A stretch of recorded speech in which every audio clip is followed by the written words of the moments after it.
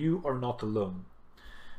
Many people on their road to success, especially ambitious individuals, they feel to a certain extent that they're alone, that they can't resonate with others, that they can't share their struggles with others, that they cannot find the right solutions because their problems are unique, their challenges are unique, right? And their struggles are unique. They need to figure this out for themselves, and then they beat themselves up and so on and so forth. We recommend that you stop doing that. You stop believing that.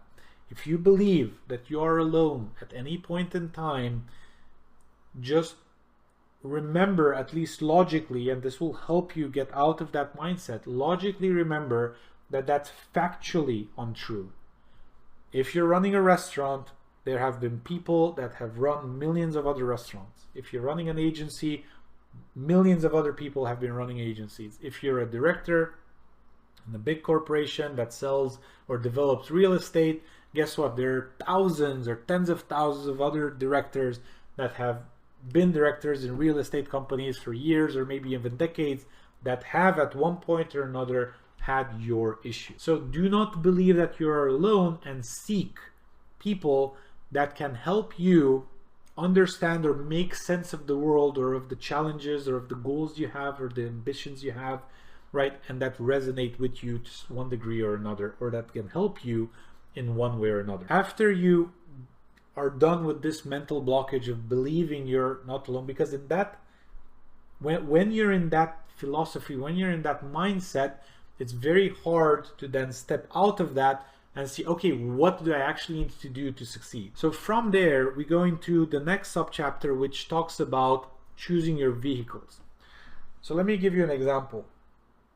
If you're a coach, let's say you're, it doesn't matter what type of coach, business coach, health coach, music coach, voice coach, doesn't matter. Whatever coach you have, let's say you want to build a 7-figure coaching business, $1 million.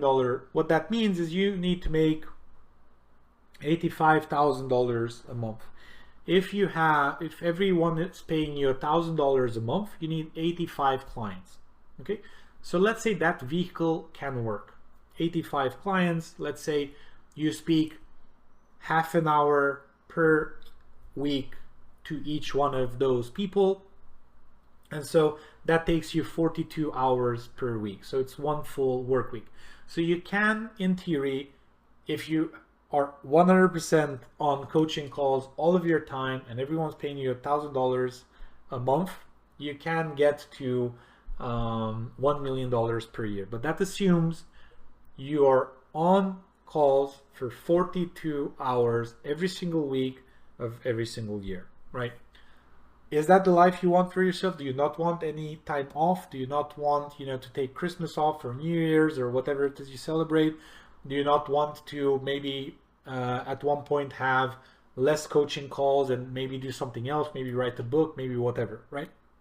So think about all of that when you write your mission, when you think about these things, because if you want to make $1 million out of a coaching business, maybe you need to choose different vehicles. Maybe coaching is one of those vehicles, one-to-one coaching. Maybe another one of those vehicles is having a book that you constantly sell and you make some money on. Maybe it's having a course. So you have these 3 vehicles that can help you get to $1 million. Another option is maybe you don't want to get $1 million because you have costs, you have a lot of work and so on. Maybe your goal is to hit $10 million.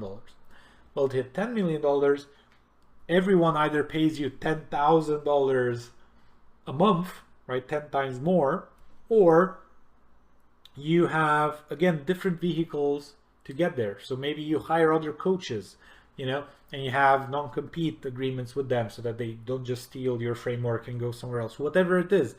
But those are different vehicles that will help you go to where you want to go. So once you can determine what vehicles will help you reach your vision, you can then set the ground rules and start laying the foundation of all of those different vehicles. Moving on from there, something that we believe is very crucial is that after you selected your vehicles, you then work towards your strength. Play on what we call your superpowers. Because many people believe that, let's say there are 10 skill sets that are important in my career. 5 of them I am strong at, 5 of them I'm very bad at.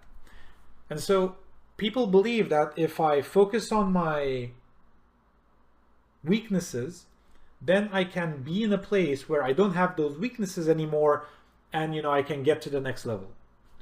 We believe the exact opposite. We believe that your weaknesses, if it's a real weakness that you have to deal with, okay, deal with it and get to a certain level of competence to where at least it's not holding you back. However, with the vast majority of your time, you should be focusing on your strength. That is the point of scaling a business. That is the point of scaling whatever it is you want to do in life. For example, in your business, I know that I am very good with problem solving. I am very good with finding solutions to new challenges that come up. That's what I love to do, right? I'm very good at partnerships. I'm very good at attracting the right type of people into my orbit, and then working with those people to mutual benefit, where everyone wins, everyone gets something out of it. At the same time, I'm not good at anything that has to do with clerical work. I'm not good with tracking progress. I'm not good with creating reports. I'm not good with checking up on people, micromanaging, and so on and so forth. So I don't want to do those things. I want instead to delegate all of those things. So what we believe is you should focus on your strengths and delegate your weaknesses, right? You have your vehicles. You say coaching is one thing, courses is another thing, and this is another thing. Okay, are you good at writing a book? Maybe not. Okay, well then you focus on the coaching, make money through coaching, and then pay someone to help you, coach you, and guide you through writing, editing, and selling a book, right? And this is just one example, by the way. I'm focusing on this just so I have a consistent example. However, you can use these principles in any business, right? If your vehicle is a software company or an accounting company or a restaurant or whatever it is, in order for a restaurant to make $1 million a year, you need to figure out how much in terms of menus do you need to sell, how many events do you need to have, how many sponsors do you need to have, or however many vehicles you need to get to be able to make that restaurant generate $1 million a year. In terms of your strengths, if your strengths are that of a chef and you don't know how to do, marketing or things of that nature, hire a firm that does marketing for you, right? Or hire someone internally to do that for you, right? So that's basically the gist of that. And within this, something else we talk about in the book is that you do not have all the answers. And you need to really understand this. You cannot possibly expect yourself to, if you're in a restaurant, for example, you can't expect yourself to be an amazing chef and an amazing waiter and an amazing marketing person and an amazing vendor manager and an amazing accountant, an amazing HR person, an amazing recruiter, an amazing whatever it is you need to be amazing at for that business to be an amazing business in every way, shape, and form. You do not have all of the answers. That's why you work with people that are more competent than you are at whatever it is that you want to succeed at. For example, I know me, I'm very bad at social media. I don't use it. I don't even have social media apps on my phone. The only one I have is Facebook, and just because my wife sends me links on Facebook with reels or whatever memes, and then I just want to be able to access them and not open them in the browser, which is a horrible experience. Other than that, I'm not really on social media almost at all. I have people managing my LinkedIn, I have people managing my YouTube, I have people managing my Facebook, my Twitter, and everything in between. I do not like that. Those are my weaknesses. However, those are other people's strengths. That's what they love to do. That's what they want to do. So I help them play at whatever they want to do, and I will be here playing at whatever it is I want to do. And I intentionally say play because whatever your strength is, you play at that. You don't work at that. You want to do that. When you want to do something, it's like wanting to play a game or wanting to meet with a good friend, right? And it's the equivalent in business. If you have work you like and you do that work with people you like, you're basically playing a game that you like with people that you want to meet with or hang out with, right? So it's the same, and that's what we want to build within our businesses, and even within our families or within our friends group and so on and so forth.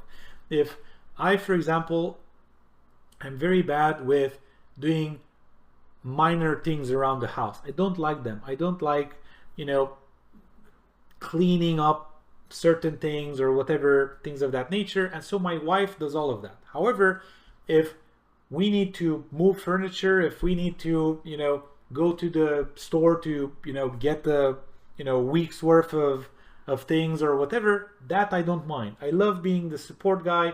You know, she says, let's get this, let's get this, let's get that. And I carry everything around, you know, the 20-pound watermelon, you know, the 10 pounds of apples, the whatever. I don't mind that because I feel I can add value. She can't carry that much. I can. So this way I feel I'm adding value. Many times we delegate even that. We, you know, there are apps where you can just order the things you want. However, we use that as quality time spent together because otherwise we're both working or we're both doing something else. However, when we go grocery shopping, it's like a little adventure. We're alone together in the car until we get there. We have pleasant discussions. We're then at this store. We buy everything we need. We have a nice team dynamic going on, and then we come back again, we have a good discussion, and then we're done. So if she would ask me to create a list of everything we need and check the pantry and the fridge and everything, like what do we need, I wouldn't like that. Like that would be work for me. That would be painful for me. She loves that. She enjoys coordinating things in the house. And it's the same in business. Don't do the things you don't like to do if you can find other people to help you do those things, right?